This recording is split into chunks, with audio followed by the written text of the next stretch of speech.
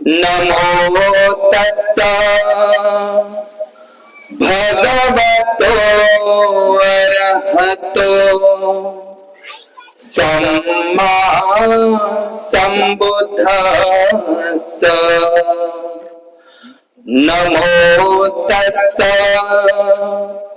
भगवतो अरहतो सम्मा सम्बुद्धस्स।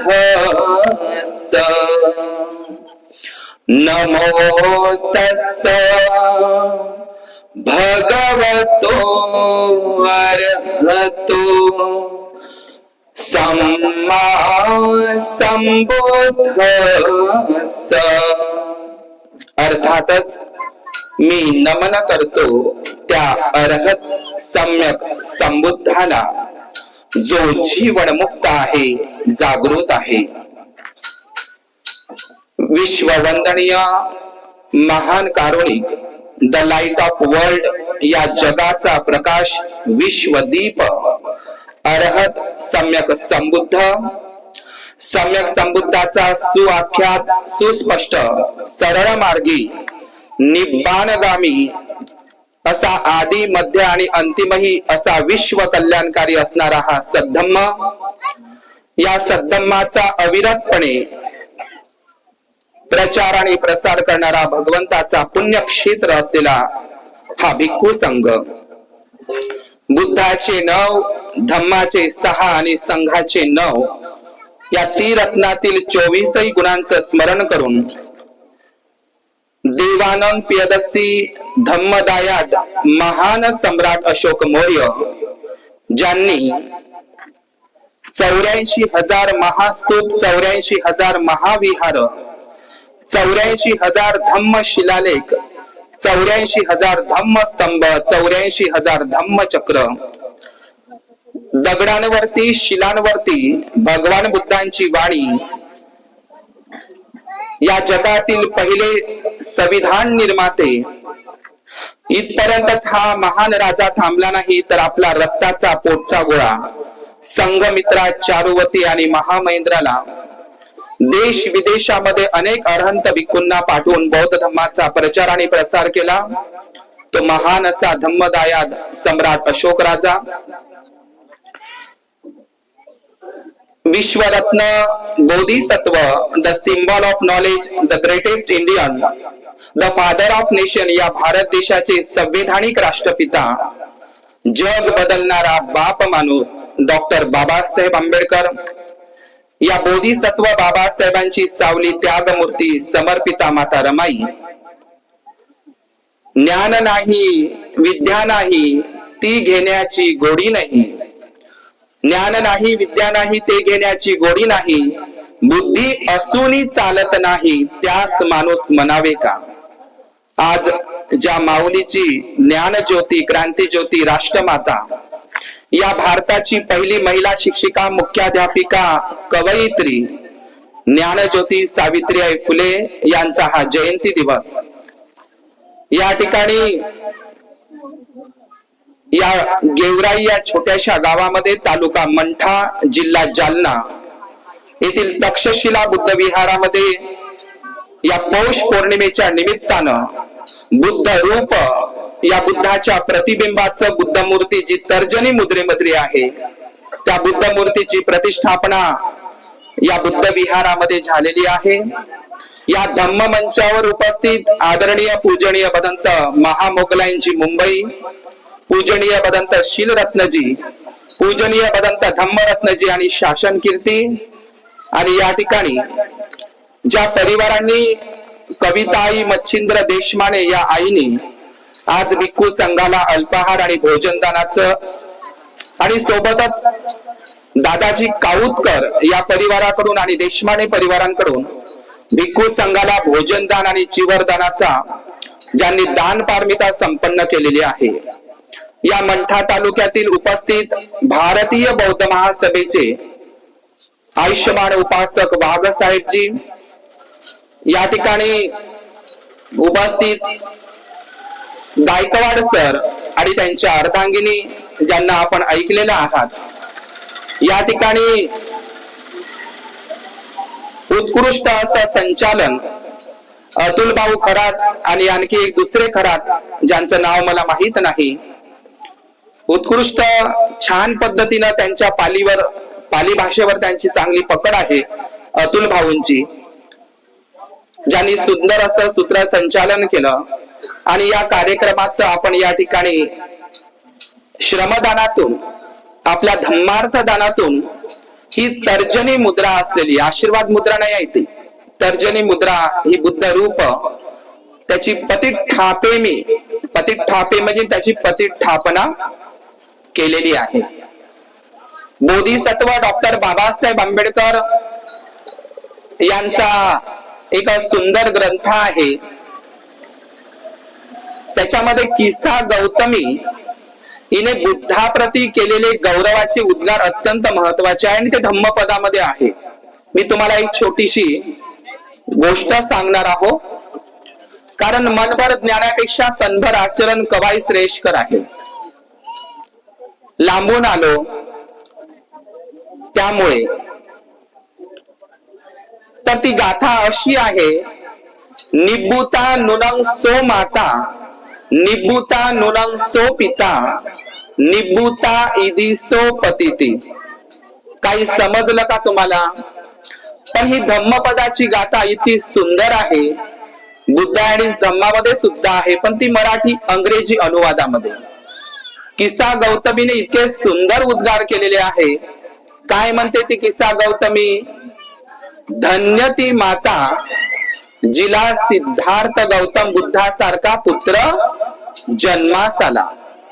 धन्य ते पिता ज्यांना सिद्धार्थ गौतमासारखा राजरत्न पुत्ररत्न लाभला.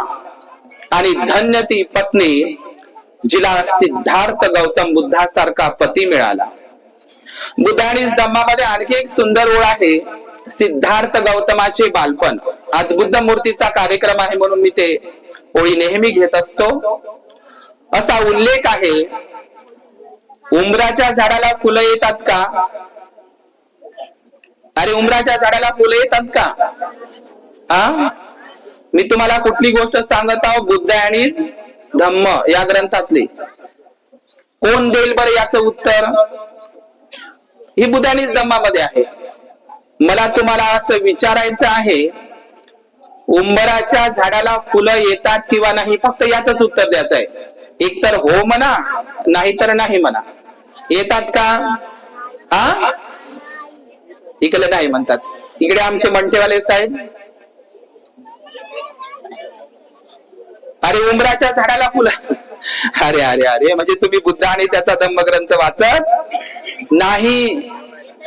इथं मूर्तीपासून चालवणार नाही, जगाला युद्धापासून वाचवणारा हा बुद्ध तुम्ही आणलेला आहे इथे, फक्त मूर्तीच्या रूपात. डोक्यात बुद्ध घ्यावं लागेल तुम्हाला. आणि त्याकरिता तुम्ही आखाडी पौर्णिमेपासून तर आश्विन कोजागिरी पौर्णिमेपर्यंत सतत बुद्ध आणि धम्म 3 महिने त्या ग्रंथाचं पठन करत असाल तरच तुमचं विहार हे विहार आहे, अन्यथा ते विहार नाही आहे.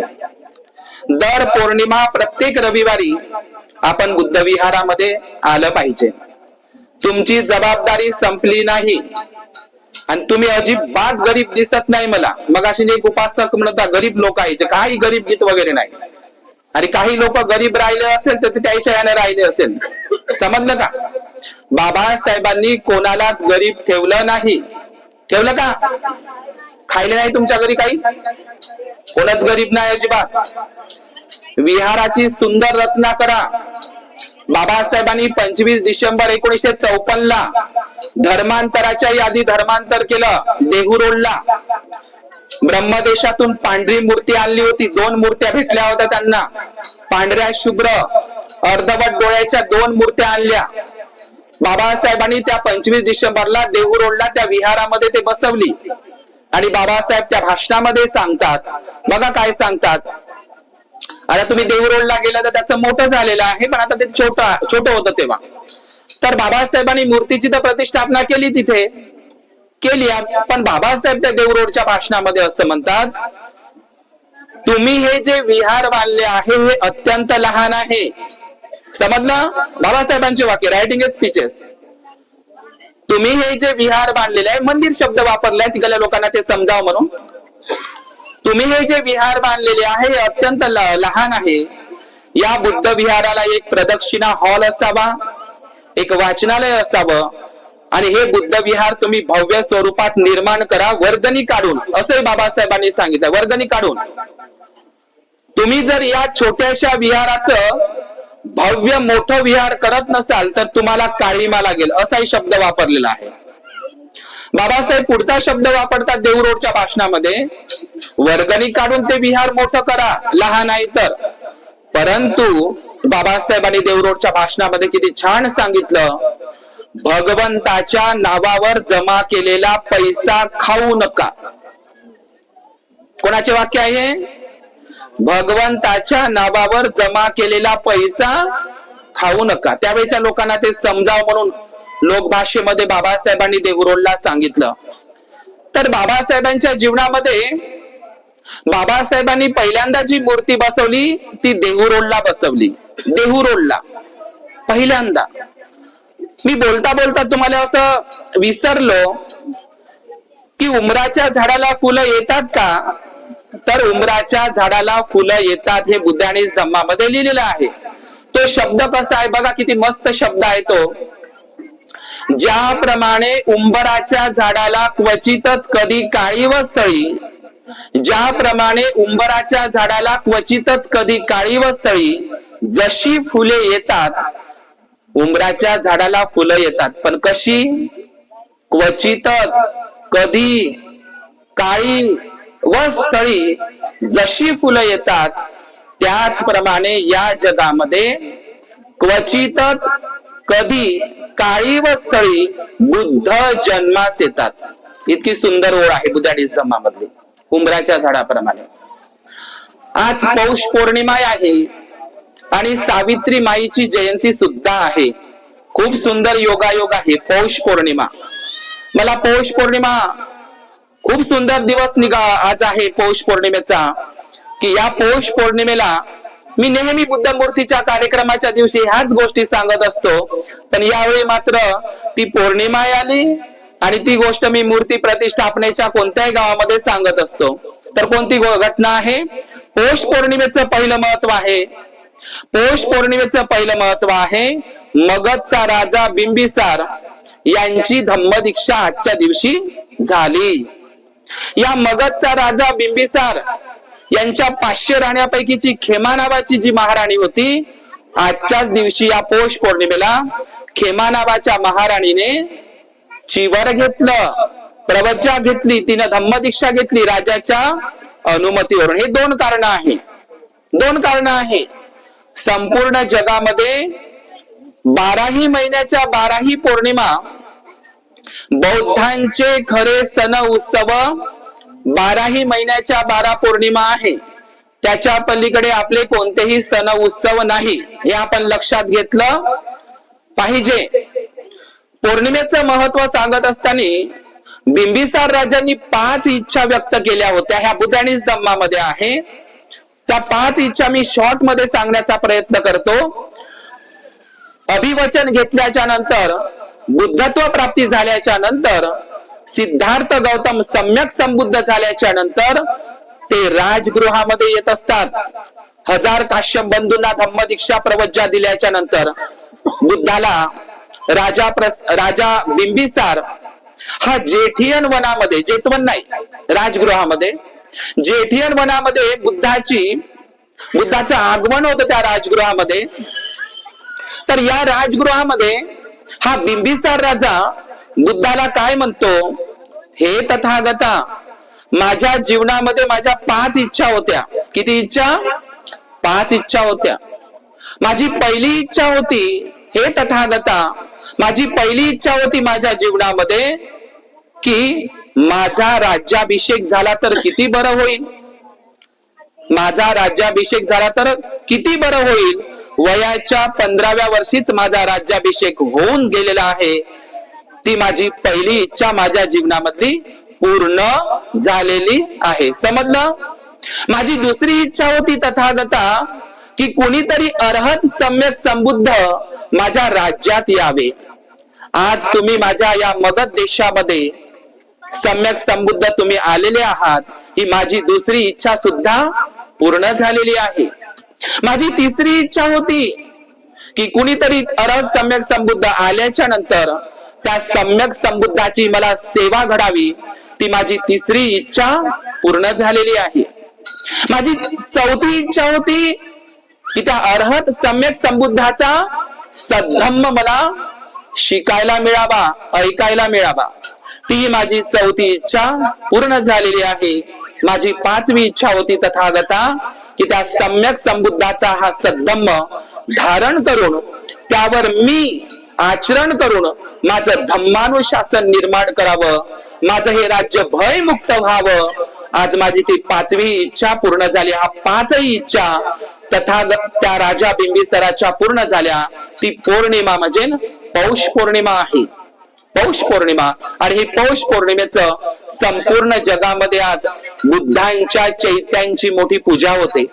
जपान असेल, श्रीलंका असेल, थायलंड असेल, लाओस असेल, मंगोलिया असेल, मलेशिया असेल, क्युबा असेल, कंबोडिया असेल, इंडोनेशिया असेल, व्हिएतनाम असेल, विदर्भा एवढा तायवान नावाचा देश असेल, या संपूर्ण देशामध्ये आज पौर्णिमा उत्सवासारखी साजरी होते. संपूर्ण बौद्ध राष्ट्रामध्ये जगाच्या पाठीवर जी जी काही बौद्ध कंट्री आहे, त्या बौद्ध कंट्रीमध्ये 12ही महिन्याच्या 12ही पौर्णिमेला सरकारी सुट्टी असते. पण ज्या भारतामध्ये बुद्धाचा जन्म झाला, ज्यांना सम्यक संबुद्धत्व प्राप्त झालं, जिथे भगवान बुद्धांचे 45 वर्ष गेले, 45 वर्षाबाद झाले, जिथे तथागत भगवान बुद्धांनी ही अनमोल वाणी दिली, त्याच भारतामध्ये मात्र बुद्धाच्या या 12ही महिन्याच्या 12ही पौर्णिमेला सुट्या नाहीत. ही खूप खेदाची गोष्ट आहे. त्या बौद्ध राष्ट्रामधला राष्ट्रपती असेल, प्रधानमंत्री असेल, सर्व मंत्रीगण, सर्व उपासक उपासिका, बालक बालिका आपल्या हातामध्ये कमळाची फुलं, रिकाम्या हाताने विहारात जात नाही. लहान लहान मुली, लहान लहान मुलं त्या ठिकाणी जात असतात. बौद्ध राष्ट्रामधली उपासक उपासिका आखाडी पौर्णिमेला संकल्प करते, असा अधिष्ठान करते.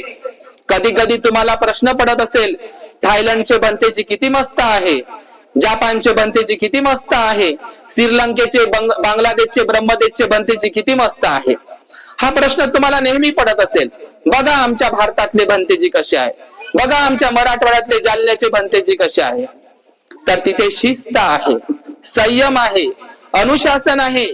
तिथं नेमकं असं काय आहे, तर तिथली उपासक उपासिका जेव्हा ती गरोदर राहते, गर्भवती राहते, प्रेग्नेंट राहते, तर त्या बौद्ध कंट्री मधली थायलंडची, श्रीलंकेची उपासक उपासिका काय करते, आखाडी पौर्णिमेला किंवा इतरही दिवसाला ती असा संकल्प करते की माझ्या गर्भामध्ये जे काही बाळ वाढत आहे, ते मुलगी आहे का मुलगा आहे विचार नाही करत. माझ्या गर्भामध्ये जे काही बाळ वाढत आहे, ते पहिलं बाळ मी भिक्खू बनण्यासाठी दान करेल. काय करेल? भिक्खू बनण्यासाठी दान करेल असा संकल्प करते. आणि म्हणून त्या देशामध्ये वयाच्या 7व्या वर्षामध्ये, कोणत्या वर्षामध्ये, बाळ बोलायला लागलं का तिथं पंचशील शिकवते. थायलंड मध्ये काय शिकवते? बाळ बोलायला लागलं का त्यांना पंचशील शिकवते. तिवार पंचांग प्रणाम शिकवल्या जाते. आमच्या इकडे बाळ बोलायला लागलं तर त्याला आम्ही मम्मी पापा शिकवतो. जवळची आजी कोणती, दूरची आजी कोणती, चांगली आजी कोणती, दूरची आजी कोणती, हे आपण शिकवतो. समजलं? आणि आमची महिला तर आता ते डान्स शिकवते. 14 एप्रिल आली आणि 26 जानेवारी आली का आमची उपासिका, आता उपासिकाही म्हणता येणार नाही, उपासक उपासिका म्हणजे काय कोणालाही म्हणता येत नाही. मिलिंद प्रश्नामध्ये, मेंढक प्रश्नामध्ये सांगितलेलं आहे. काय सांगितलं? उपासक उपासिकांचे 10 सद्गुण. आणि बाबासाहेबांनी जी भारतीय बौद्ध महासभेची जी 10 उद्दिष्ट दिलेली आहे, ब्लू प्रिंट आहे ती, त्या 3ही संघटना बाबासाहेबांच्या मजबूत करून हे 10 उद्दिष्ट उपासक उपासिकांसाठी जेवढे महत्वाचे आहे बाबासाहेबांचे, तेवढेच भिक्खू संघासाठीही महत्वाचे आहे. हे 10 उद्दिष्ट दी बुद्धिस्ट सोसायटी ऑफ इंडियाचे हे आपण धारण केले पाहिजे. त्या दिशेनंच प्रबुद्ध भारत, धम्म राज्य हा बौद्धमय भारत करण्यासाठी आपण कटिबद्ध असलं पाहिजे. हे मला आजच्या प्रसंगी सांगायचं आहे. तिथली उपासक उपासिका अशी संकल्प करते की माझं पहिलं बाळ मी भिक्खू संघाला दान करीन आणि 7 वर्षाचा बाळ ती दान करत असते. समजलं? भिक्खू संघाला विहारात नेऊन देते. इथे अनेक उपासक उपासिका आहे की नाही? अनेक उपासक उपासिका विहार बांधून देतात, विहाराला दान करतात, पुतळे दान करतात, बुद्ध मूर्त्या दान करतात, विहाराला भरपूर दान करतात, खूप सारं दान करतात धम्म परिषदला. पण त्यांना जर म्हटलं का तुमचा मुलगा दान करा किंवा मुलगी दान करा भिक्खू भिक्खुनी बनण्यासाठी, तर होते का तयार? होते का? काही लोकांनी राग मानू नका, राग मानू नका. काय म्हणतात माहित आहे का? आम्ही तर म्हणतोच, पण प्रबोधनकार लोक सुद्धा तेच म्हणतात. काय म्हणतात? काय म्हणतात? बोलतात, पण स्वतःचा रक्ताचा गोळा दान द्यायला कोणी तयार नाही आहे. एकदा काय झालं, मोगली तिस्स हे कोणाचे गुरु आहे? कोणाचे गुरु आहे? महान सम्राट अशोकाचे. त्यांनी धम्मयात्रा केल्या, सर्व ठिकाणं ते स्थळ बुद्धांचे शोधून काढले अशोकाने. आणि मोगली तिस्स एकदा तथागत बुद्धाकडे आले आणि तथागत भगवान बुद्धांना असं म्हणतात की बुद्धाच्या काळामध्ये सर्वश्रेष्ठ दानी कोण होता? सर्वश्रेष्ठ दानी असा तो प्रश्न आहे. आपण सुदत्त अनाथ पिंडकाचं नाव घेतो ना. भगवान बुद्धांचा महाउपासक एकच होऊन गेला, पुन्हा होणार नाही.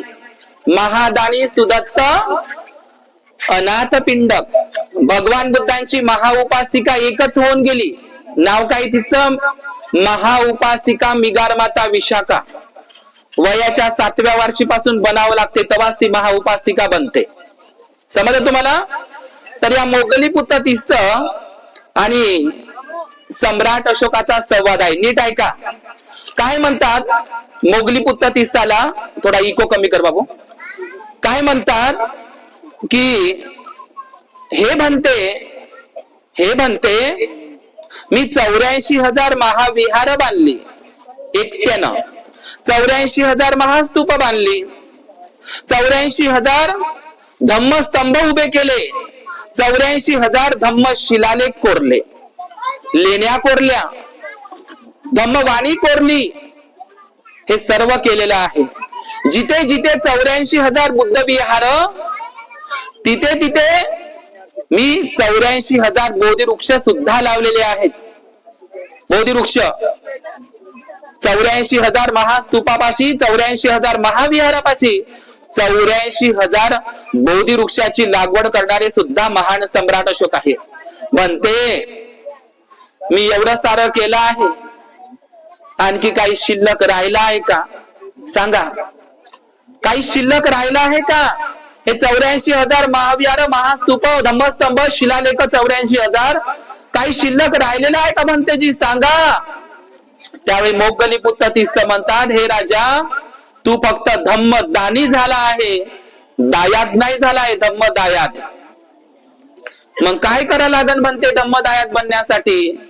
हे राजा तू फक्त 84,000 महाविहार, महास्तूपच बांधले, तू तुझ्या पोटचा गोळा, रक्ताचा गोळा, तुझ्या रक्ताचा गोळा दान नाही केला. सर्वश्रेष्ठ दान कोणतं आहे? मग कोणतं आहे? मी असं म्हणणार नाही की ते 84,000 महाविहार, महास्तूप दान नाही आहे, तेही दानच आहे. पण सर्वश्रेष्ठ धम्म दायात जर बनायचं असेल तर तुला हे महान सम्राट अशोका, तुला तुझा मुलगा आणि तुझी मुलगी दान करावी लागेल. समजलं? आणि तुम्हाला नाव माहीतच आहे, लग्नही नाही झालं होतं. कोणाचं? महामहेंद्राचं. मला सांगा बरं, इथं बसलेले माझ्या बाजूला एक उपासक वर्ग बसलेला आहे, इकडे अभ्यासू आहेत तेही.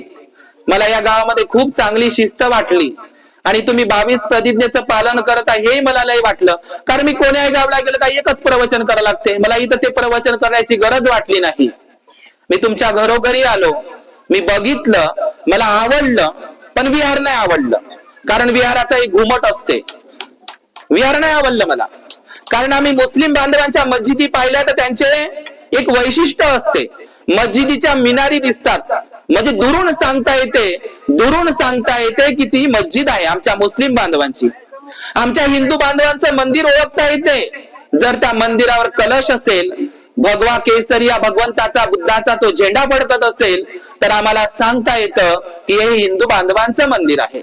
आमच्या चर्च ओळखायला येतात, मस्जिद ओळखायला येतात दुरून पाहिल्यावर. बुद्ध विहाराची एक रचना बुद्धानेच सुरू केली, अशोकांनी सुरू केली. बुद्धाची मूर्ती त्या डोम खाली असली पाहिजे. आपल्या बुद्ध विहार चालणार नाही, तुम्ही अजिबात गरीब नाही आहे. मंठ्याच्या एका उपासकाने जरी दान केलं तर याच्यावर दीक्षाभूमी सारखा स्तूप होऊ शकतो. समजलं का?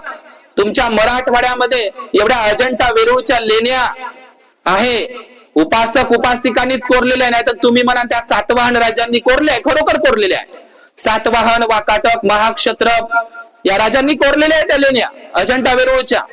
पण त्याच्यामध्ये व्यापारी लोकांचंही दान होतं, राजे लोकांचंही दान होतं, भिक्खू संघाचंही दान होतं. इतकंच नाही, शेतकऱ्यांचंही दान होतं, त्याचे शिलालेख आहे.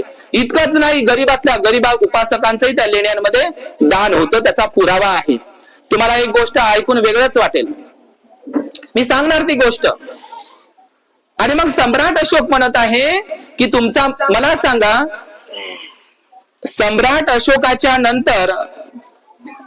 अशोकाच्या नंतर पाकिस्तान, अफगाणिस्तान, ताजिकिस्तान, बलुचिस्तान, कझाकिस्तान, उझबेकिस्तान, तुर्कस्तान, इराण, इराक, मेसोपोटोमिया, बॅक्ट्रिया पर्यंत, कंबोडिया, इंडोनेशिया पर्यंत, चायना पर्यंत 15 भारताच्या सीमेला लागून जे 15 देश आहे ना, 15 देश, 15 राष्ट्र, हे त्या काळामध्ये जम्बूद्वीपाचाच भाग होता. काही बदमाश लोक म्हणतात, प्रचार करतात, ते अभ्यासक्रमामध्ये प्रचार करणं चालू आहे. कोणता? की भगवान बुद्धांचा जन्म नेपाळ देशामध्ये झाला, भारतामध्ये नाही झाला. आपले नाही आहेत ते. अरे त्या लुंबिनी वनामध्ये जा, सम्राट अशोकाचा स्तंभ आहे, तिथे सम्राट अशोकाने लिहिलं आहे पाली प्राकृत मध्ये, इथं साकमुनी बुधे जाते, लिहू ना, इथं साकमुनी बुधे जाते. नेपाळ हा जम्बूद्वीप भारताचाच भाग होता, जम्बूद्वीपामध्ये जन्म झाला सम्राट अशोकाचा. समजलं? बुद्धाचा. म्हणून बुद्ध परकीय नाही आहे. काही लोक पुन्हा बदनामी करत आहे. कोणाची? महान सम्राट अशोकांची. कोणती बदनामी करणं चालू आहे? सम्राट अशोकांनी का नाही, बुद्ध धम्म संघाला ते शरण गेले, त्यानं बुद्धाचा बौद्ध धम्म स्वीकारला, त्यानं तलवार खाली ठेवली, आणि म्हणून परकीय लोक भारतामध्ये आले आणि भारत देश गुलाम झाला. हे बदनामी चालू आहे अशोकाची. समजलं का? अशोकानं धम्म दीक्षा घेतल्याच्या नंतर पूर्णपणे युद्ध नाही नाकारलं. बुद्धाची अहिंसा आणि महावीराची अहिंसा फरक आहे. बुद्धाची अहिंसा टोकाची नाही आहे, बाबासाहेबांनी सांगितलं आहे. समजलं का? प्रसंगी मिलिंद प्रश्न वाचा तुम्ही, जो दंडनीय आहे त्याला दंड दिला पाहिजे, आणि जो ज्यांना सहयोग करण्यायोग्य आहे त्याला सहयोग केला पाहिजे. बुद्धाची अहिंसा टोकाची नाही आहे. समजलं का? पण काही लोक शिकवतात अभ्यासक्रमामध्ये की महावीर, वर्धमान महावीरांची आणि बुद्धांची अहिंसा सारखी आहे. अजिबात सारखी नाही. बुद्धाच्या अहिंसेमध्ये आणि वर्धमान महावीराच्या अहिंसेमध्ये फरक आहे. कोणती टीका करतात त्यांनी इतिहास वाचून घेतला पाहिजे की सम्राट अशोक बुद्ध धम्म संघाला शरण गेला, त्यानं बौद्ध धम्माची दीक्षा घेतली, त्यानं तलवार खाली ठेवली, आणि म्हणून त्यानं शस्त्र तलवार काही हातात घेतलं नाही, आणि म्हणून परकीय लोक भारतामध्ये आले आणि भारत देश गुलाम झाला. ही चुकीची गोष्ट आहे. सम्राट अशोकाचं मौर्य राज्य गेल्याच्या नंतरच भारत देश गुलाम झाला. आणि सम्राट अशोकाचे जे 10 बौद्ध राजे होते, बृहदत्त मौर्य शेवटचा 10वा राजा, सम्राट अशोकाच्या काळामध्ये मौर्य शेवटचा राजा गेल्याच्या नंतर, त्याचा वध झाल्याच्या नंतर पूर्णपणे बौद्ध धम्म नष्ट नाही झाला. मौर्य राजा 10वा बौद्ध राजा, त्याची हत्या झाल्याच्या नंतर पूर्ण बौद्ध धम्म नष्ट नाही झाला. चुकीची गोष्ट आहे. नष्ट जर झाला असता तर 16व्या शताब्दीपर्यंत महाराष्ट्रातच बौद्ध धम्म होता, त्याची पाळंमुळं होती. 10व्या शताब्दीपर्यंत ऊर्जित अवस्थेमध्ये होता बौद्ध धम्म महाराष्ट्रात. सातवाहन राजे सम्राट अशोकाच्या नंतरचे आहे, वाकाटक बौद्ध राजे सम्राट अशोकाच्या नंतरचे आहे, शिलाहार राजे सम्राट अशोकाच्या नंतरचे आहे, क्षत्रप राजे महाक्षत्रप राजे हे सुद्धा सम्राट अशोकाच्याच नंतरचे आहे. यांच्याही राज्यामध्ये बौद्ध धर्म गतिमान होता. मौर्य काळामध्येच तो खतम झाला. ही चुकीचा इतिहास आपल्याला शिकवला जातो. महाराष्ट्र एकेकाळी 100% बुद्धिस्ट होता असं देहुरोडला बाबासाहेब म्हणतात. आणि त्याची साक्ष म्हणजे या महाराष्ट्रामध्ये सर्वात जास्त बौद्ध गुफा आहे, सर्वात जास्त बौद्ध लेणे आहे, केव्स आहे. लक्षात घ्या. मी तुम्हाला बोलता बोलता म्हणून सांगत गेलो, काय सांगितलं तुम्हाला की या अखंड जम्बूद्वीप भारताचा राजा सम्राट अशोकाला आपला जो मुलगा आहे राजकुमार महामहेंद्र, मला सांगा राजकुमार महामहेंद्र सम्राट अशोकाचा सुपुत्र, तो राजा बनू शकत नव्हता का? बनू शकत नव्हता का? अख्ख्या जम्बूद्वीपाचा राजा बनवता आलं नसतं का महान सम्राट अशोकाला? बनवता आलं असतं का नाही? खुर्चीवर बसवता आलं असतं का नाही? कोण्या राजाला वाटत नाही, कोण्या बापाला वाटत नाही माझ्या मुलानं राज सिंहासनावर बसावं, राज्यकारभार चालावा, त्यानं राज मुकुट घालावा, त्यानं मस्त राज्य शासन चालावं, लोकांवर प्रशासन करावं, राज करावं. कोणत्या राजाला वाटत नाही असं, कोणत्या पित्या वडिलाला वाटत नाही असं. पण सम्राट अशोकांनी जम्बूद्वीप भारताचा राजा सम्राट न बनवता महामहेंद्राला 20 वर्षाचा महामहेंद्र कोरा, त्याचं लग्नही व्हायचं होतं. सम्राट बनवता आलं असतं अशोकाला, राजा बनवता आलं असतं अख्ख्या जम्बूद्वीप भारताचा. पण राजा सम्राट न बनवता सम्राट अशोकाने आपल्या मुलाला काय बनवलं? काय बनवलं? भिक्खू बनवलं. भिक्खू. भारतात नाही ठेवलं, लंकेला पाठवलं. लंकेला. समजलं? कोणाचं अनुकरण केलंय सम्राट अशोकांनी? आम्ही फक्त माईकवर बोलतो, आहे की नाही? सम्राट अशोकांनी अनुकरण केलं बुद्धाचं. कोणाचं अनुकरण केलं? बुद्धाचं. मला सांगा, सिद्धार्थ गौतम तर बुद्ध झाले होते, त्यांनी तर कपिलवस्तूचं राज्य सोडलं होतं ना. कपिलवस्तूचं राज्य सोडलं होतं राहुल शुद्ध आपल्या सिद्धार्थ गौतमाने. मला सांगा, आता तर हे तर सम्यक संबुद्ध झाले सिद्धार्थ गौतम, आता ते राहिले नाही. मला सांगा, बुद्धाच्या नंतर कपिलवस्तूचा राजा कोण बनला असता? कोण बनला असता? राहुल. कपिलवस्तूचा राजा बनला असता का नाही? कोण? राहुल बनला असता. पण बुद्धाने आपल्या मुलाला अविनाशी धम्माचा वारसा दिला. आणि कोण्या वयात दिला? राहुलाला वारसा कोण्या वयात दिला? 7 वर्षाचा. आमचा सिद्धार्थ गौतम आखाडीच्या पौर्णिमेच्या दिवशी वयाच्या 29व्या वर्षी घर सोडलं होतं. आखाडी पौर्णिमेला वयाच्या 29व्या वर्षी. हा कवळा कवळा सुंदर राजकुमार, जगामध्ये बुद्धासारखा सुंदर कोणच नाही.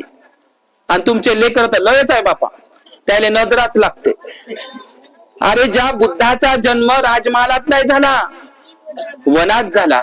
अर्धा अधिक आयुष्य त्यांचं जंगलात वनात गेलं, त्यांना कोणाची नजर लागली नाही. एवढा सुंदर बुद्धासारखा सुंदर कोणच नाही. पण आमच्या मुलांना नजर लागते. अजूनही आपण ते मनुस्मृतीचे आपल्या मुलाच्या दोन्ही हातात, पायात आणि गळ्यामध्ये जातीचा विनाश या पुस्तक तुम्ही वाचा. बाबासाहेबांचं या भारताचं उज्ज्वल भवितव्य अनहिलेशन ऑफ कास्ट ग्रंथ आहे, प्रत्येकाने वाचा तो. त्याच्यामध्ये उदाहरण सांगितलंय बाबासाहेबांनी, ही मनुस्मृतीचे गुलामीचे प्रतीक आहे काळे धागे दोरे बांधणं. समजलं? हा अस्पृश्य, हा शूद्राती शूद्र, द अनटचेबल, हा अंतेज माणूस ओळखता यावा मनुस्मृतीनं, म्हणून दोन्ही हातात, पायात आणि गळ्यात तुमचे काळे धागे दिलेले आहे. अजूनही तुम्ही वापरतात. तर मी तुम्हाला म्हणत आहो, राहुलाला कपिलवस्तूचा राजा बनवता आलं असतं, पण राजा न बनता राहुल कोण बनला? भिक्खू बनला वयाच्या 7व्या वर्षी. कल्पना करा, 7 वर्षामध्ये जो राहुल यशोधरानं दान केलं. कोणती बाई दान करते हो? 29 वर्षाचा आपला पती तर दान केलाच होता तिनं, जगाच्या कल्याणासाठी पती दान केला. 29 वर्षाचा पती, एवढा सुंदर पती, बुद्धासारखा पती तिनं दान केला. 29 वर्षाचा. सोडते का आता गुडघा जरी झाला तरी एखाद्याला म्हटलं का 10 दिवसाच्या शिबिराला पाठवा, तर पाठवते का? तुमचा बुडा तुमच्या नजरेसमोरच पाहिजे. मरेपर्यंत आम्ही त्या संभाजी भिडेले शिवा देतो. मी तो तर चांगला माणूस म्हणतो तो, त्याच्यामुळे जगाला सगळं भीमा कोरेगाव माहित झालं. संभाजी भिडे सारखा माणूस त्याचं वय किती आहे मला सांगायचं नाही, पण त्याच्या शरीरावरून सांगता येते का तो लय बुड्ढा बुड्ढा माणूस आहे. याही वयामध्ये तो त्याच्या धर्माचा, ब्राह्मणी धर्माचा प्रचार करत आहे. या गावातून त्या गावात, त्या गावातून त्या गावात, याही वयामध्ये तो संभाजी भिडे आपल्या धर्माचा प्रचार करत आहे. तो ज्योतिबावर काय टीका करतो, सावित्रीवर काय टीका करतो, संविधानावर काय टीका करतो, तो करत आहे टीका. पण या वयामध्ये तो फिरत आहे, हे किती मोठी गोष्ट आहे ना. आमचे बुडगे कुठे आहे, आमचे म्हातारे लोक कुठं आहे, आमचे तरुण पिढी कुठं आहे. आमची तरुण पिढी सुद्धा धम्माकडे नाही. म्हातारे माणसं बिड्या फुकत आहे, दारू पित आहे, गांजा लावत आहे, मटका लावत आहे. अरे घरामध्ये दारू पिऊन सडून सडून मरण्यापेक्षा, घरामध्ये दारू पिऊन सडून सडून मरण्यापेक्षा भीमा कोरेगावाच्या योद्ध्यासारखं देशासाठी लढून लढून मरा, तुमचं नाव होईल. लक्षात घ्या, लढून लढून मरा. सिद्धार्थ गौतम 7 वर्षाचा होता राहुल बाळ. कल्पना करा, तुमच्या जवळ कल्पना करा, थोडस तिथे जा. 7 वर्षाचा मुलगा, मी तुमच्या घरी जर आलो, किंवा महामोगलायन बनते जे आले, किंवा शिलरत्न बनते जी तुमच्या घरी आले, आणि तुम्हाला जर त्यांनी विचारलं की तुमचा 7 वर्षाचा मुलगा देता का बनतेजी बनण्यासाठी, तर द्यान का, द्यान का. अरे तिनं आपल्या पतीलाही दान केलं. अरे एकुलता एक मुलगा राहुल बाळ, त्याच्यातही 7 वर्षाचा. म्हणते ना यशोधरा जाते वेळी, म्हणते ना आखाडी पौर्णिमेला गृहत्यागाच्या वेळी, काय म्हणते, मलाही धनी तुमच्या सोबत येणं आवडलं असतं. जिथं तुम्ही तिथं मी. जसे गायकवाड आहे की नाही, पती पत्नी, आदर्श पती पत्नी. आपली पत्नी आपल्या घरी असली पाहिजे. नाहीतर असे लय प्रबोधनकार आहे, लय लोक आपले धम्म प्रचार करतात. काय करतात सांगा, तुम्हाला सांगू काय करतात. आमचंही दुखणं तेच आहे, त्याचंही दुखणं तेच आहे. पुन्हा राग नका मानू. मग भारतीय बौद्ध महासभा असो, त्रिरत्न बौद्ध महासभा असो, समता सैनिक दल असो, बामसेप असो, ज्या ज्या काही संघटना असेल, आम्ही तसेच, आम्ही तेच म्हणतो. काय म्हणतो, माईक घेतो हातामध्ये, कोण्या धम्म परिषदला गेलो, मूर्तीच्या कार्यक्रमाला गेलो, इथं गेलो, तिथं गेलो, आमचं एकच दुखणं आहे. तेच दुखणं चालू आहे. कोणतं, कार्यक्रमामध्ये का नाही, धम्म परिषदला फक्त बायाच दिसते, तरुण मुली दिसत नाही, तरुण मुलं दिसत नाही. धम्म परिषद नाही, बुद्ध विहारात नाही, शिबिरात नाही, धम्म कार्यात नाही, तरुण मुलीन तरुण मुलं, तरुण मुलीन तरुण मुलं दिसतच नाही. नुसत्या बाया दिसते, नुसते माणसं दिसते, तरुण मुलं आणि तरुण मुली दिसतच नाही. म्हणजे प्रबोधन करणारे तेच म्हणत आहे, तुमच्या गावात आलं, नुसत्या बायाच दिसत आहे, माणसंच दिसत आहे, आणि त्या म्हाताऱ्याच दिसत आहे, तरुण पोरं दिसत नाही. धम्म परिषदेमध्ये तरुण मुलीन तरुण मुलं, तरुण मुलीन, हे एक गाणं आहे. अरे तू बोलत आहे ना माईक वर, तर तू स्वतःचा मुलगा तिकडे मस्त ड्युटीवर लावत आहे, समजलं का. मग तू प्रबोधनाला या गावले त्या गावले जाऊन फिरत. आमच्या गेवराईचे लोक मजूरदार आहे, कामाला जातात ते, आणि तुझा मुलगा मस्त एसी मध्ये फिरत आहे, तिथं ट्युशनला जात आहे, तिथं बडा पॅक घेता येतो. स्वतःचा मुलगा, स्वतःची मुलगी प्रबोधन कार्यकर्त्यांनी फिरलं पाहिजे, अधिकारवाणीनं बोललं पाहिजे, असं मला म्हणायचं आहे. तुम्हाला काय वाटतं, बरोबर बोलत आहो का मी, का चुकीचं बोलत आहो. तरुण मुलगा, आपली पत्नी आपल्या सोबत असली पाहिजे धम्म ऐकायला. मी या इकडं नगर जिल्ह्यामध्ये आलो, अहिल्यानगर मध्ये, तिथे मला तेलतुंबडे साहेब दिसले. आता मला माहित नाही, पण त्यांच्या मुलाला सोबत घेऊन ते फिरतात. इथे गायकवाड साहेब उदाहरण आहे, आपल्या पत्नीला सोबत. धम्माची गरज सगळ्यांनाच असली पाहिजे. बाबासाहेब तर एका ठिकाणी असं म्हणतात, जुन्या पिढीपेक्षा नव्या पिढीला धम्माची जास्त गरज आहे, समजलं. पुस्तक वाचल्यावर मस्तक तयार होते, आणि मस्तक तयार झाल्यावर माणूस कुठेही नतमस्तक होत नाही. मला मित्रांपेक्षा पुस्तकाचा सहवास जास्त आवडतो. बाबासाहेबांचे सुविचार मी पटापट सांगत आहो. या जगामध्ये 2 प्रभावी अस्त्रे आहे, जगाला झुकवता येतं. एक म्हणजे वाणी आणि दुसरी म्हणजे लेखणी. बाबासाहेब आणखी म्हणतात, मंदिरात जाणाऱ्या रांगा जर वाचनालयाकडे जायला लागतील तर भारत देश जगात महासत्ता बनेल, महासत्ता बनेल.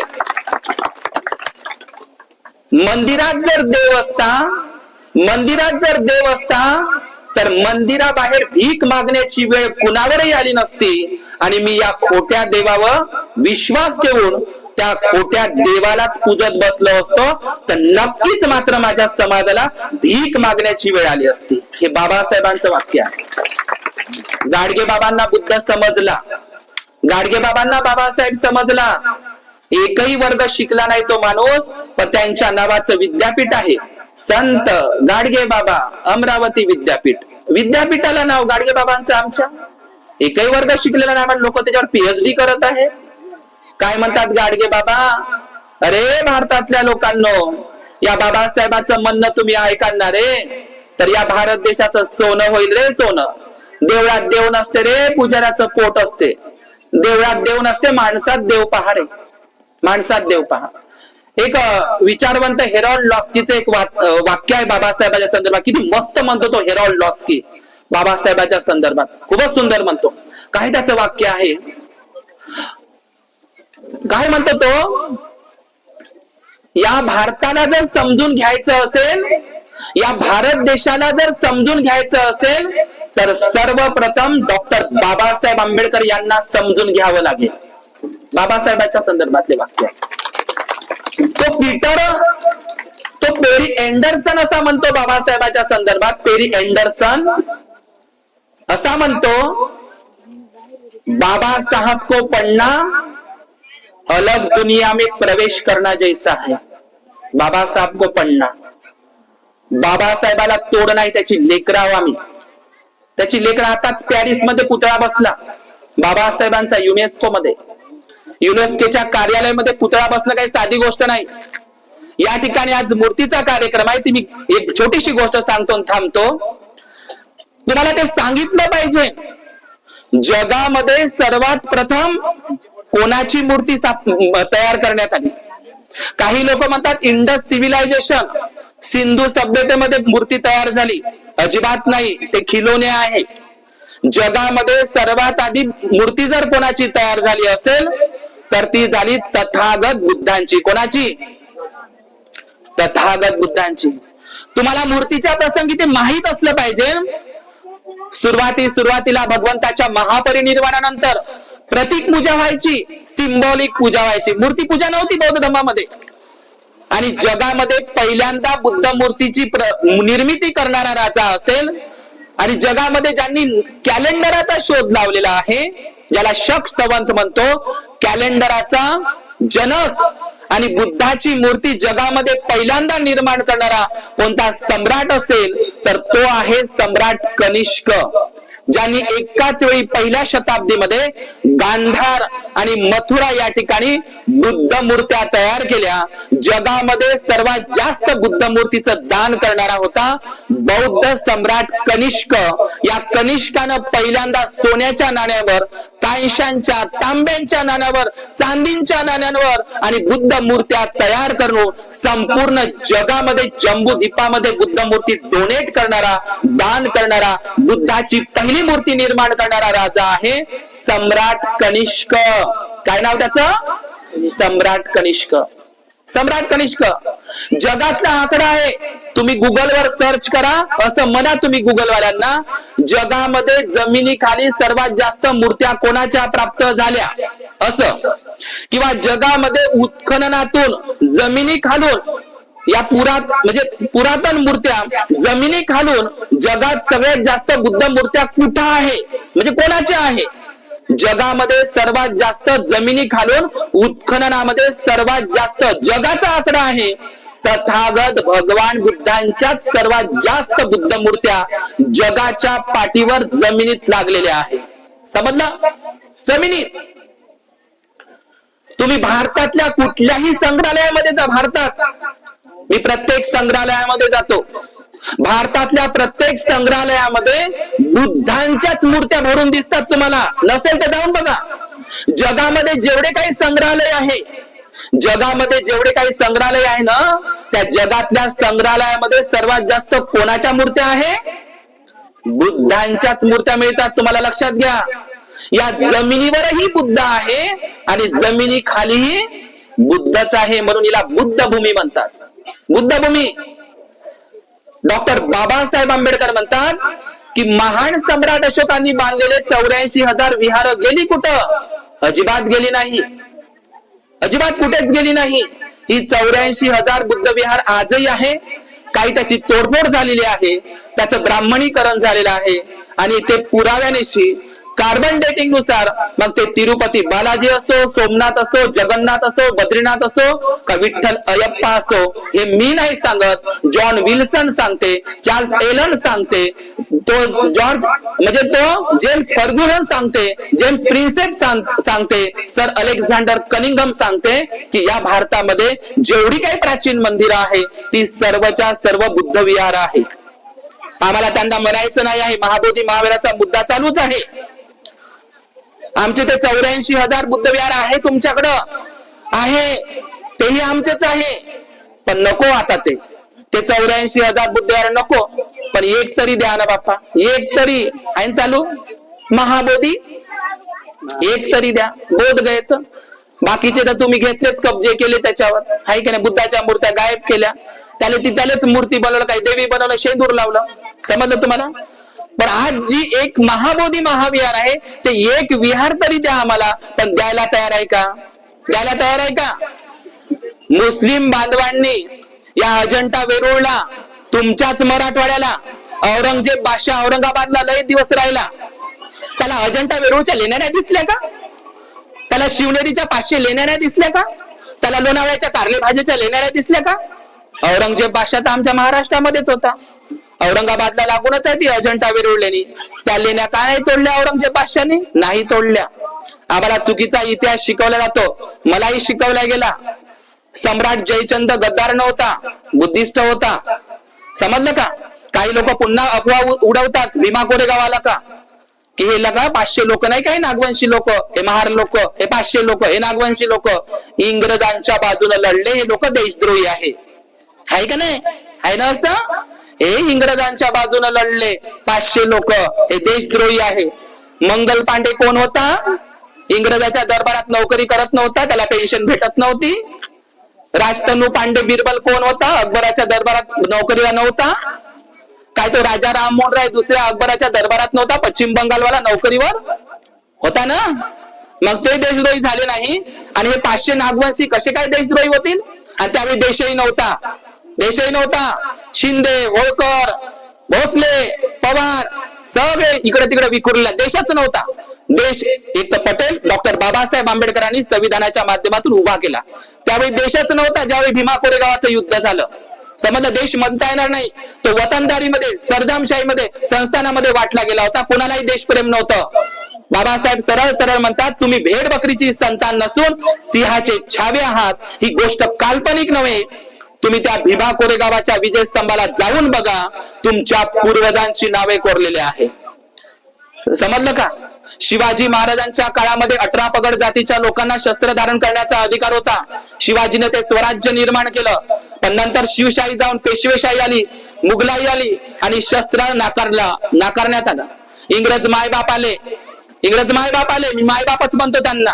बरं झालं इंग्रज भारतामध्ये आले, तर तुमच्या अंगावरचे कपडे इंग्रजांचेच आहे, तुमच्या हातातला पेन इंग्रजांचाच आहे, त्याचं विमानही त्याचंच आहे, रेल्वे गाडीही त्याचीच आहे. लॉर्ड मेकाले नाव ऐकलं असेल तुम्ही. आज सावित्री आईची जयंती आहे. सावित्री आईला पुस्तक देणारे इंग्रज लोकच होते, ते ख्रिश्चन मॅडम.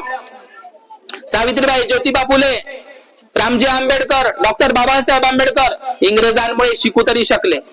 ते साम्राज्यवादी होते, ते तर लोक करणारच आहे, ते साम्राज्य विस्तारासाठी करणारच आहे, त्यांचं कामच आहे ते. पण याच भारतातले लोक जे पेशवाई होती, इंग्रजांची गुलामी फक्त 150 वर्षच भोगली आम्ही. किती वर्ष? 150 वर्ष. मुघलांची गुलामी फक्त 200 वर्षच भोगली. पण हजारो वर्षाची गुलामी कोण केली आहे इथं? ब्राह्मणवादी व्यवस्थेनं. समजलं का? ब्राह्मणवादी व्यवस्थेनं. म्हणून भीमा कोरेगावाची लढाई ही स्वाभिमानाची लढाई होती. एका बाजूला 500 आणि एका बाजूला 30,000 होते. सिद्धनाथ रायनाथ महाराजच्या तलवारीची चमक पाहून 2,000 तर पळाले ढुंगणाला पाय लावून. उरले 28,000 वर्ष 500. एकेकाच्या वाटणीला 56 आले होते. तेव्हापासूनच भारतामध्ये 57 म्हणत नाही, 58 म्हणत नाही, काय म्हणते? अबे तू यासारखे 56 पाहिले. बाया म्हणतात, अगे तू यासारखे. हे 56 पाहणारे लोक कोण होतो? नागवंशी लोक. समजलं का? तर काही लोक म्हणतात 56 गीत नाही पाहिले एकानं, 500 लोक वगैरे. ते काय खरी गोष्ट आहे? James Tod, Marshall Stuart, Francis Stoughton या लोकांनी इतिहास लिहिलाय भीमा कोरेगावाचा. पण भीमा कोरेगावाचा इतिहास कसा शिकवतील व? ब्राह्मण पेशव्यांची नाचक्की आहे, इज्जत गेली आहे.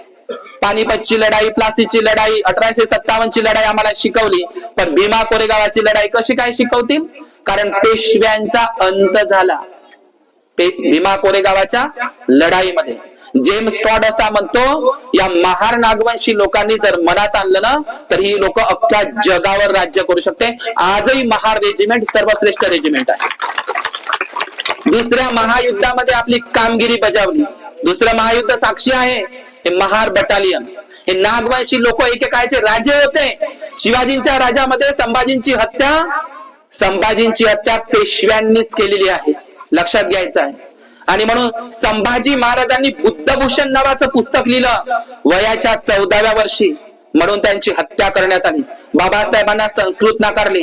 संस्कृत सावित्रीबाईला, ज्योतिबांना छळणारे लोक कोण आहे?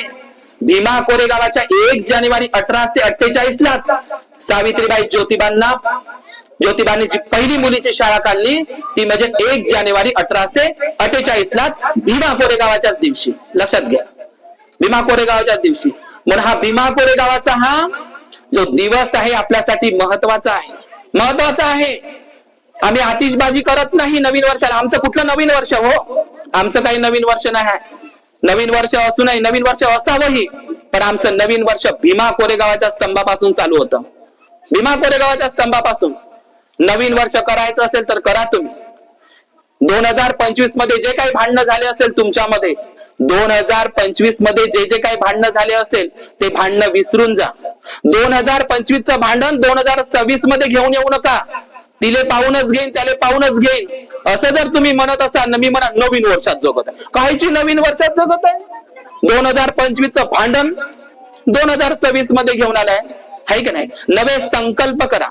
या नवीन वर्षामध्ये जे तरुण पोरं आहे, तरुण मुली आहे, त्यांनी संकल्प केला पाहिजे. या वर्षी तर मी अभ्यास केला नाही, या वर्षी तर मला इतके मार्क्स पडले नाही, पण मी मार्क्स पाडेन असा संकल्प केला पाहिजे.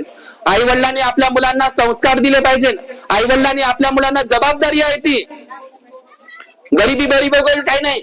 बाबासाहेबांसारखी, रमाईसारखी गरिबी कोणच भोगली नाही. एवढ्या गरिबीतूनही doctor Babasaheb Ambedkar MA, PhD, DSc, LLD, DLiT, barrister of law, 32 डिग्र्या आणि 9 भाषा बाबासाहेबांनी प्राप्त केल्या. सांगा, बाबासाहेबांची आणि रमाईची गरिबी जास्त होती का तुमची आहे? गरीब आहे तुमच्याकडं?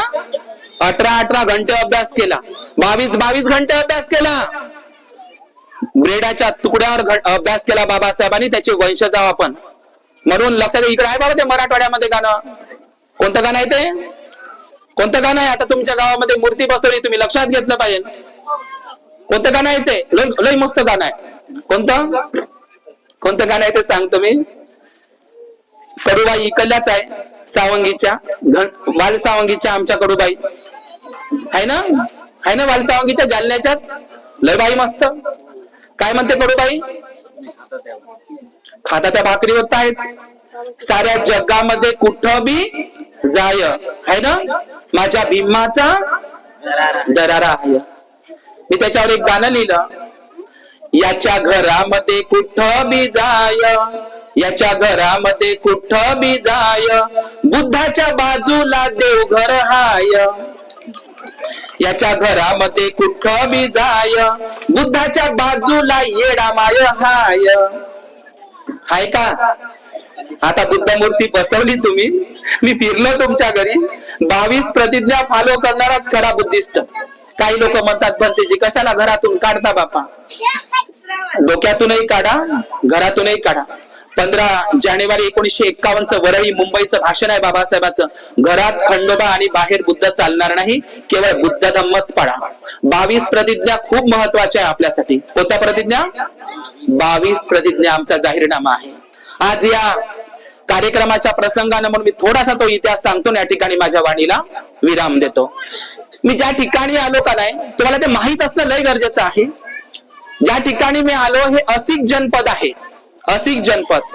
मी गेल्या वर्षी तुमच्या जालन्याचं एवढं महत्व आहे, तुम्हाला आज ऐकून आश्चर्य वाटेल, आश्चर्य वाटेल तुम्हाला की आपलं जालना शहर किती प्रसिद्ध होतं. मौर्य काळामध्ये, सुंग काळामध्ये, सातवाहन काळामध्ये जालना शहराचं किती महत्व होतं हे तुम्हाला ऐकून आश्चर्य वाटेल. तुम्ही साचीच्या स्तूप नाव ऐकलं का 200च्या नोटीवर? तुम्हाला ऐकायला वेगळं वाटेल. साचीचं जे स्तूप आहे, सम्राट अशोकाने 84,000 स्तूप बांधले साचीच्या स्तूपासारखे, साचीच्या स्तूपासारखे. आणखी एक स्तूप होता सम्राट अशोकाचा एमपी मध्ये, भरहूत स्तूप, नाव कठीण आहे, भरहूत स्तूप, खूप महत्वाचा स्तूप आहे साचीच्या नंतर. ऐका, साचीचा आणि भरहूतचा स्तूप अत्यंत महत्वाचा आहे. 84,000 स्तूप बांधले होते एकट्या सम्राट अशोकांनी. साचीच्या स्तूपावर, ज्याला पाली भाषा वाचता येते ना, पाली भाषा, पालेती इति पाली, जगाचं पालन पोषण करणारी भाषा. कोणती? पाली भाषा. तुम्हाला ऐकायला कमाल वाटत असेल, साचीच्या स्तूपावर भरहूतच्या स्तूपाचे अवशेष कलकत्ता म्युझियम मध्ये ठेवलेले आहे. हे दोनही स्तूप ऐका, हे दोनही स्तूप मध्य प्रदेश मध्ये आहे. भरहूत स्तूप, त्याचे पूर्ण जे दगड आहे का नाही, शिलालेख आहे ना, ते कलकत्त्याच्या म्युझियम मध्ये ठेवलेले आहे सध्याला. आणि साचीच्या स्तूपावर तुमच्या जालना जिल्ह्याचं नाव आहे पाली प्राकृत मध्ये. किती कमाल गोष्ट आहे. जालना जिल्ह्याचं नाव, जालना जिल्ह्याचं नाव आहे. माझ्याकडे आहे, तुम्ही मोबाईल मध्ये सर्च करा, मोतीलाल आलमचंद्र म्हणून तुम्हाला ऑनलाईन पुस्तिका येईल. साचीच्या स्तूपावर, पाली प्राकृत मध्ये तुम्हाला वाचता येणार नाही, साचीच्या स्तूपावर, भरूचच्या स्तूपावर तुमच्या जालना जिल्ह्यातून दान गेलेलं आहे. जालना जिल्ह्यातून. जालना हा अरबी शब्द आहे, बालमा जालना म्हणतो आपण, अरबी शब्द आहे, तो मुघलांच्या काळातला शब्द आहे. जालना शब्द ते म्हणतात ना, बालमा जालना, असं ते मला त्याचं करत नाही. तर लक्षात घ्या, या जालना जिल्ह्यामधलं दान, म्हणजे या जालना जिल्ह्यामधून दान गेलं होतं. या महाराष्ट्रामधून 3 ठिकाणांहून दान गेलं, साचीच्या स्तूपाला आणि भरूचच्या स्तूपाला. आता त्याचे शिलालेख सापडले म्हणून सांगता आलं ते. पण सम्राट अशोकाने 84,000 स्तूप बांधले ना, त्याच्यासाठीही दान असेलच. पण आता त्या स्तूपांचे अवशेष सापडले साची आणि भरूचचे, त्याच्यावर पाली प्राकृत मध्ये लिहिलेलं आहे, भोगवर्धने दानंग, भोगवर्धने दानंग. आता भोगवर्धन म्हणजे काय, तर तुमच्या जालन्यामधलं भोकरदन, समजलं? आता काय आहे ते भोकरदन. पण भोकरदनचं नाव भोकरदन नव्हतं. सातवाहनांच्या काळामध्ये, सम्राट अशोकाच्या काळामध्ये भोकरदन नाव नव्हतं, त्याचं नाव होतं भोगवर्धन. काय होतं? भोगवर्धन. त्या साचीच्या आणि भरूचच्या स्तूपावर असं पालीमध्ये लिहून आहे, माझ्याकडे पुरावे आहे, मी दाखवीन तुम्हाला. काय लिहिलेलं आहे? या साचीच्या स्तूपाच्या बांधकामासाठी, भरूचच्या स्तूपाच्या बांधकामासाठी भोगवर्धन वरून, म्हणजे आजच्या भोकरदन वरून दान झालेलं आहे. आणि दान करणाऱ्या भिक्खूंचंही नाव आणि उपासक उपासिकांचे नाव तुम्ही कमाल करा. भोकरदन जालन्यामध्ये आणि साचीच्या एमपी मध्ये दान गेलं आहे, कमाल करा. त्या काळातले, या जालन्यातले भोकरदनचे उपासक उपासिका किती श्रेष्ठ होते. भोकरदन कुठं? महाराष्ट्रामध्ये. आणि त्यांचं दान कुठं आहे? साचीच्या स्तूपावर नाव आहे भोगवर्धन. महाराष्ट्रामध्ये पैठण, नंदगिरी आणि भोकरदन आणि नंदुरबारचं नाव साचीच्या भरूचच्या स्तूपावर. ही गौरवाची गोष्ट आहे तुमच्यासाठी, गौरवाची गोष्ट आहे. मला लय आनंद झाला की आमच्या भोकरदनला बौद्ध लेणे आहे. त्या शैव बौद्ध लेण्या नाही, त्या वज्रे आणि बुद्धिस्ट लेणे आहे. सातवाहन मौर्य काळातल्या बौद्ध लेणे आहे. तुमच्या जालना जिल्ह्यामध्ये 2च ठिकाणी बौद्ध लेणे आहे, माहित असलं पाहिजे तुम्हाला. 2 ठिकाणी लेणे आहे जालन्यामध्ये.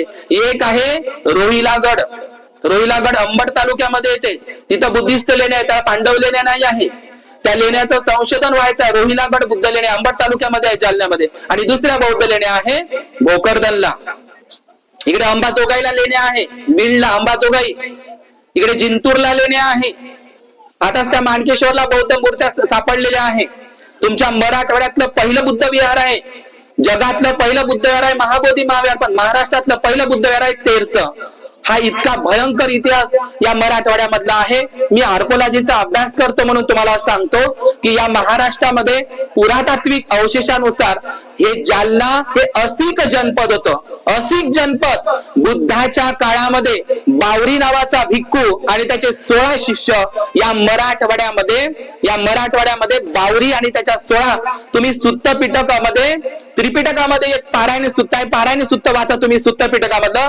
पारायण सुत्तामध्ये श्रावस्तीचा बावरी नावाचा संन्यासी आणि त्याचे 16 शिष्य या बावरी आणि 16 शिष्यांनी बौद्ध भिक्खू बनवून या संपूर्ण दक्षिण भारतामध्ये गोदावरी नदीच्या पैठण असेल, पैठणला बौद्ध स्तूप आहे, नेवाशेला बौद्ध स्तूप आहे, शिवनेरीला सर्वात जास्त 550 बौद्ध गुफा आहे. 500 बौद्ध गुफा. किती महाराष्ट्र समृद्ध होता. शिवाजी राजांचा जन्मच बुद्ध लेणीमध्ये झालाय. समजलं तुम्हाला? शिवाजी महाराजांचे जिथं जिथं गड किल्ले आहे तिथे तिथे बुद्ध लेणे आहे. शिवाजी महाराजांनी लेण्यांना तोडलं नाही, संभाजीराजांनी बुद्ध लेण्यांना तोडलं नाही.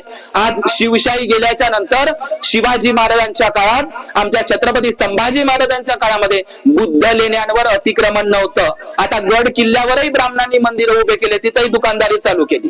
समजलं? पूर्ण बौद्ध लेण्या, मग ती कार्ल्याची असो का, लेण्याद्री असो का, जुन्नर शिवनेरी असो, हा इतिहास सांगायला आज प्रत्येक बौद्ध लेणीमध्ये. आणि आम्हाला जाता जाता मला तेच सांगायचं आहे की आम्हाला सांगतं की मुघलांनी, तुर्कांनी आणि आणखी कोण बाबा, तो मोहम्मद बख्तियार खिलजी, तो भारतामध्ये आला आणि त्याने सर्व बुद्ध विहार, सर्व मंदिर, सर्व विहार स्तूप त्यानं तोडले. अरे ते तर तोडतीलच, ते आक्रमक लोक आहेत, तुर्की लोक आहे, बाहेरचे लोक आहे. लक्षात घ्या, नालंदा बौद्ध विद्यापीठ मोहम्मद बख्तियार खिलजीनं जाळलं नाही. मोहम्मद बख्तियार खिलजीनं नाही जाळलं नालंदा बुद्ध विहार. त्याचे इतिहास आता पुरावे बाहेर येत आहे. लामा तारानाथनी 16व्या याच्यामध्ये पुस्तक लिहिलं आहे.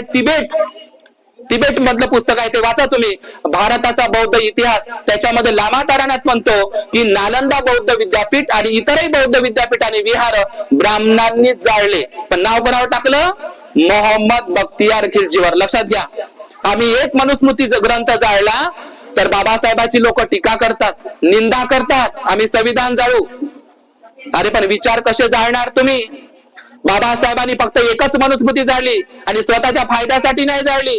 ज्या मनुस्मृतीनं सावित्रीबाईचा, ज्योतिबांचा छळ केला, ज्या मनुस्मृतीनं संभाजी महाराजांच्या मनुस्मृतीच्या नियमाप्रमाणे जिवंतपणे त्यांचे चामडी सोडण्यात आली, डोळे काढण्यात आले, मनुस्मृतीच्या नियमाप्रमाणे हत्या झाली, मृत्यूदंड झाला. संभाजी महाराजांचा राज्याभिषेक नाकारला. रामदास स्वामी जर हा ब्राह्मण होता तर त्यांनी का राज्याभिषेक का नाही केला? का गावातलं बोलावं लागलं? का खजाना खाली करावा लागला? डाव्याच्या अंगठ्यानं, उजव्या पायाच्या डाव्याच्या अंगठ्यात. याच्यासाठी बाबासाहेबांनी मनुस्मृती जाळली. जगामध्ये पुस्तकासाठी बंगला बांधणारा राजगुरू बाबासाहेब, 18 घंटे अभ्यास करणारा बाबासाहेब का पुस्तक ते जाळणार? माझा त्यांना सवाल आहे. जे लोक म्हणतात की बाबासाहेबांनी मनुस्मृती जाळली, अरे आमच्या नालंदामध्ये 90 लाख पुस्तकं होते. 90 लाख पुस्तकं. 3 लायब्रऱ्या होत्या 9 मजल्याच्या. 6 महिने जळत राहिलं नालंदा. इतरही बौद्ध विद्यापीठ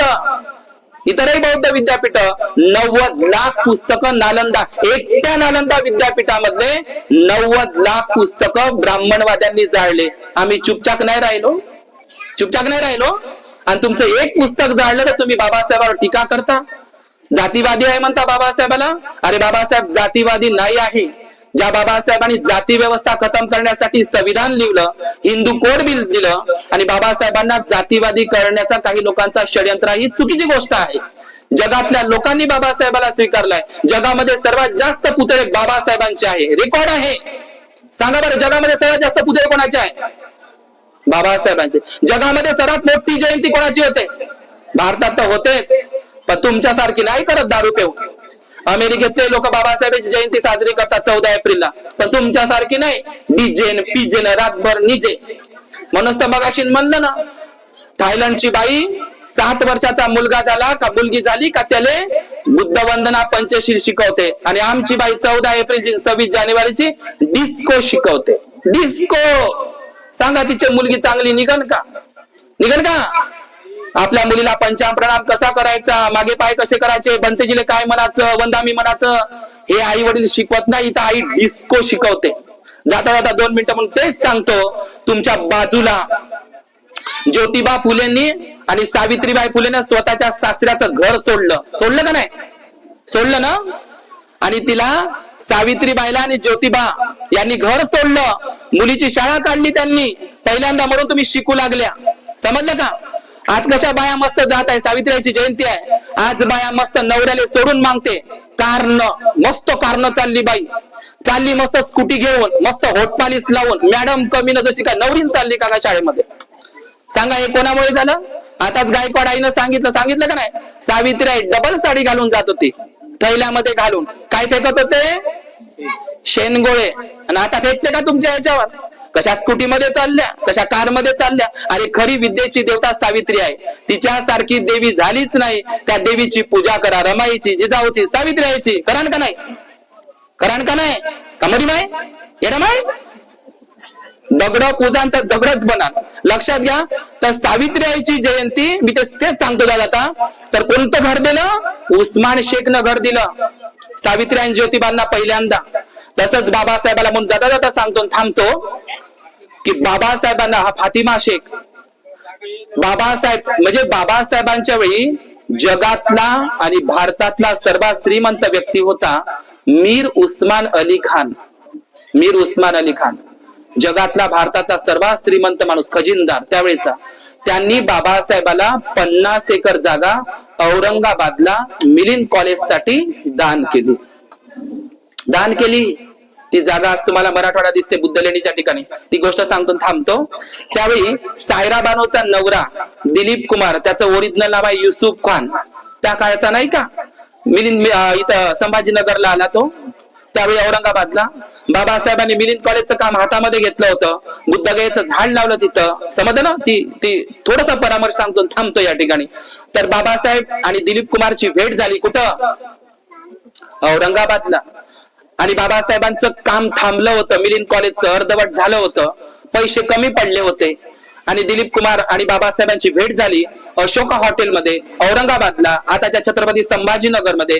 आणि दिलीप कुमार बाबासाहेबाला काय म्हणतात? बाबासाहेब, तुम्ही मिलिंद कॉलेजचं काम घेतलेलं आहे, मराठवाड्यातील लोक गरिबाचे लेकरं शिकतील, त्यासाठी तुम्ही मिलिंद कॉलेज बांधत आहात, चांगली गोष्ट आहे. मी असंही ऐकलंय डॉक्टर आंबेडकर की त्या मिलिंद कॉलेजचं काम थांबलेलं आहे, पैसे कमी पडत आहे. होत असेल तर मी तुमच्या कामासाठी पैसे देऊ इच्छितो. कोण म्हणत आहे असं? दिलीप कुमार हिरो बाबासाहेबाला. तर बाबासाहेबाला तो काय म्हणतो? मी तुम्हाला पैसे द्यायला तयार आहो, पण त्या मिलिंद कॉलेजला तुम्हाला नाव मिलिंद कॉलेज देता येणार नाही, दिलीप कुमार द्यावं लागेल, त्या अटीवर मी तुम्हाला पैसे देतो. कोण म्हणत आहे असं? दिलीप कुमार तो हिरो. बाबासाहेब म्हणतात तुम्ही नट लोक, तुम्ही ऍक्टर लोक, अभिनेते लोक नाचता. काय करता? नाचता सिनेमामध्ये. तुमचे नाचकामाचे पैसे घेऊन पवित्र अशा शिक्षणाच्या कार्याला या मिलिंद कॉलेजला तुमचे नाचाचे पैसे घेऊन मला त्या मिलिंद कॉलेजमध्ये नाचे तयार करायचे नाही. काय तयार करायचे नाही? नाचे. मी याच्यासाठी ते मिलिंद नाव ठेवलेलं आहे, कारण मिलिंद प्रश्न विचारणारा होता. नागसेनचं नाव नाही ठेवलं. नागसेन तर विद्वान भिक्खू आहे, चिवरदारी आहे, तेच नाव पाहिजे नव्हतं, पण नागसेन 1 ठेवलं. हारणाऱ्या ग्रीक मिनॅडर मिलिंद राजाचं नाव मिलिंद कॉलेजला ठेवलं, कारण प्रश्न विचारणाराही मोठा असतो. समजलं? आणि ते मिलिंद कॉलेज याच्यासाठीच निर्माण केलं, तुमच्या जालन्यासाठी, परभणीसाठी, तुमच्या नगरसाठी, बीडसाठी आणि तुमच्या या औरंगाबादसाठी, छत्रपती संभाजीनगरसाठी, का मिलिंदासारखे धम्मराजे, बौद्ध राजे तयार झाले. पण एकही मराठवाड्याच्या मध्ये मिलिंदासारखा एकही राजा तयार झाला नाही. प्रश्न प्रतिप्रश्न, उभयकोटीचे प्रश्न विचारणारा मिलिंदासारखा राजा एकही तयार झाला नाही. आम्ही मिलिंद प्रश्न ग्रंथ वाचला तर मिलिंदन शेवटी भंतेजी बनतो हे ऐकलेलं आहे. म्हणून बाबासाहेबांनी ते पैसे नाकारले. कोणते? काय म्हणतात दिलीप कुमारले? काय म्हणतात दिलीप काने? पठ्ठे बाबूरावला तेच म्हणतात. एकच वाक्य आहे. कोणतं? तू हे नाचाचे पैसे घेऊन मला माझ्या त्या मिलिंद कॉलेजमध्ये, आता म्हणजे कॉलेजमध्ये म्हणण्यापेक्षा माझ्या समाजामध्ये, माझ्या देशामध्ये मला मिलिंदासारखे विद्यार्थी तयार करायचे आहे, नागसेनासारखे शिक्षक तयार करायचे आहे. मला नाचे तयार करायचे नाही. तू हे नाचाचे पैसे घेऊन मला नाचे तयार करायचे नाही, मला मिलिंदासारखे विद्यार्थी तयार करायचे आहे. बाबासाहेबांनी पैसे नाही घेतले. मग काय झालं? बाबासाहेबांचं मिलिंद कॉलेज थांबलं का? नाही थांबलं मुंबईचं खारघर मधला बंगला बाबासाहेबांनी विकला. खारघर मधला तो जुना बंगला विकून काढला, समजलं का? आणि त्या बंगल्याचे पैसे मिलिंद कॉलेजसाठी आपलं घर विकणारा जर कोण असेल तर बोधिसत्व डॉक्टर बाबासाहेब आंबेडकर, ज्यांनी मिलिंद कॉलेज उभं केलं. मला जाता जाता एवढंच म्हणायचं आहे, बाबासाहेबाला नाचणारी नाही तर वाचणारी लोक पाहिजे. डोक्यावर नाही तर डोक्यात घेणारी पाहिजे. बाबासाहेबाच्या नावावर प्रेम करणारी नाही तर विचारावर प्रेम करणारी पाहिजे. समजलं का? तर नाचे तयार करायचे नव्हते, बाबासाहेबाला काय तयार करायचे होते? वाचणारी लोक. लक्षात घ्या, वाचणारी लोकच बाबासाहेबाचा धम्म पुढे नेऊ शकते का नाही? का नाचे तयार करू शकते? नाचा मस्त डीजेवर लावा ना मस्त असं भीमाचा किल्ला वगैरे ते पुढे आम्ही मागणा कोणी खायला पुढं आहे का नाही? नाचणारी लोक कधीच बाबासाहेबाचा धम्म पुढे नेऊ शकत नाही. डीजेवाला 1 जानेवारी आली का मस्त वाघ येते त्याच्या अंगामध्ये आणि बाकीचे दिवस मग कुत्रा बनते पुढाऱ्याच्या मागचा. कुत्रा समजलं का? बाबासाहेब म्हणतात वाघिणीचे पिले आहात, सिंहाचे छावे आहात. समजलं का? म्हणून एक कुत्र्या मांजरासारखं जगणं सोडून द्या. एकच दिवस जगा. शेळी मेंढरासारखं जगू नका, वाघा सिंहासारखं जगा. हे सांगितलं आपल्याला. समजलं का तुम्हाला? म्हणून नाचणारे लोक बाबासाहेबाचा धम्म पुढे नेऊ शकते का वाचणारी? सांगा बरं. मग तुमच्या पोराला नाचणारे बनवायचं का डीजेवाले बाबा? डीजेवाले का काय बनवायचं आहे? वाचणारी लोकच बाबासाहेबाचा धम्म पुढे नेऊ शकते. नाही तर बुडवला आणि बाया नाचून राहिला मस्त वटपालीस लावला. वंदना याचा पता नाही. वंदना म्हणतात पता डीजे म्हणला का रात्रभर हळदीचा डीजे येता डीजे आम्ही गेलं का पुन्हा डीजे लावता. समजलं का? खबरदार तुम्ही डीजे लावा मूर्तीचा कार्यक्रम. समजलं का? डीजे आणि मग डीजे आणि कवायला म्हणलं का तर पुढं आणि भलतीची म्हणलं होतो काही का नाही. आम्ही अजिबात मी तुम्हाला सोडणारच नाही. कारण मी बीडला 1 वर्षापास केलाय. बीडला राहिलेला आहो मी 1 वर्ष 2017 मध्ये. समजलं का? पण मला तुमचं गाव लय छान वाटलं महामोगलायन भंतेजीमुळे आणि विनय बोधी भंतेजी ज्यांच्यामुळे मला यायला मिळालं. सुरत वरून भंतेजी मला शिलरत्न भंतेजी. मी त्यांना आधीच सांगितलं की मला लांबला जायचं आहे, संध्याकाळी जालन्यावर जायचं आहे. माझं चॅनल आहे नोबेल ट्रूथ युट्यूब चॅनल. हे प्रवचन मी उद्याला टाकणार.